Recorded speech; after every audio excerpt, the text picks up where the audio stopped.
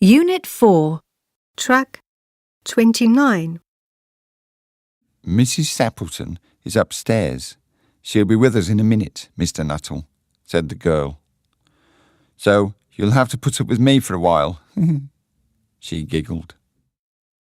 Frampton Nuttall tried hard to think of something polite to say to her. He'd come to the village to relax after a long illness. His sister had lived there a few years before, and she'd given him a list of nice people he should meet, but he was beginning to feel fed up with visiting strangers. "Do you know many people in the village?" asked the girl, who was Mrs. Sappleton's niece. Frampton frowned. "Hardly anyone," he answered, sighing. "But my sister used to live here, and she gave me a list of people I should meet." "Oh, so you don't know anything about my aunt?" asked the girl. "Just her name and address," said Frampton. He looked around the living room and wondered if Mrs. Sappleton was married or perhaps a widow. There was something very masculine about the room. "You don't know about my aunt's tragedy?" asked the girl. Frampton was surprised to hear the word tragedy in such a peaceful village. "You're probably asking yourself why we have the door open on an October afternoon, Mr. Nuttall." For the first time, Frampton looked up at the open patio door which led to the garden. "Well, let me tell you. Exactly 3 years ago today, my aunt's husband, his dog, and her 2 young brothers left the house to go hunting. They never came back. They were crossing some low ground near a river. It had been a very wet summer. Well, their bodies were never found. And my poor aunt, she still thinks that they will come back some day and walk through that door, which is why she keeps it open."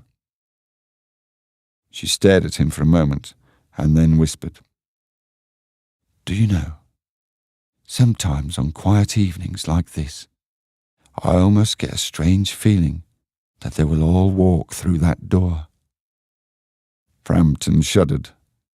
The girl stopped speaking, and just then her aunt came in and apologized for being late. "I hope my Vera has been amusing you," she said. "She's been very interesting," said Frampton. "I'm sorry to keep the door open, but my husband and brothers will come back from their hunting trip soon." She talked for some time about hunting and birds. Frampton felt terrible and tried to change the subject, but in vain. He could see that Mrs. Sappleton wasn't really listening to him, but was gazing at the door all the time. "The doctors have told me to rest completely and not to do any exercise, but they're not sure about the best diet for me," said Frampton, who thought the pair might be interested to hear about his illness. Mrs. Sappleton yawned.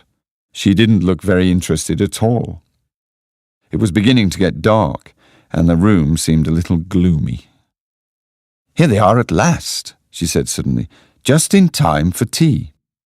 Frampton turned to look sympathetically at the girl.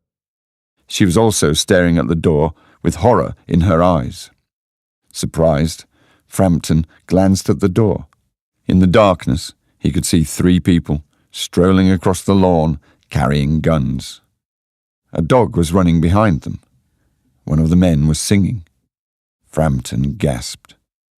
He suddenly got up out of his chair, took his hat, and dashed out of the house and through the gate, away from the house as fast as he could. "We're back, my dear," said Mr. Sappleton with a grin. "Who's that who just left?" "A very strange man called Mr. Nuttall," said Mrs. Sappleton. "All he could talk about was his illnesses, and then he left without even saying goodbye or sorry. It was as if he'd seen a ghost." "It was probably the dog," said her niece calmly. "He told me he was terrified of dogs. He told me that once in India he'd spent the night lying in an empty grave in a cemetery, trying to escape from a pack of mad dogs.